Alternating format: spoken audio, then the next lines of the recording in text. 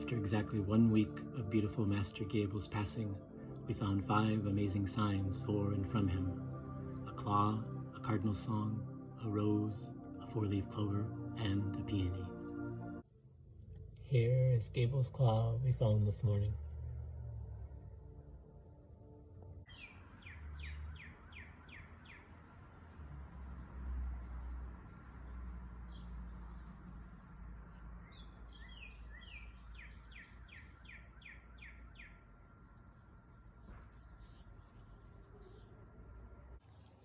And here is the little rose that blossomed this morning.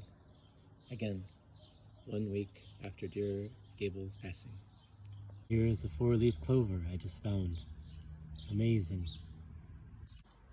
This is the peony that just blossomed this morning in honor of Mr. Gable.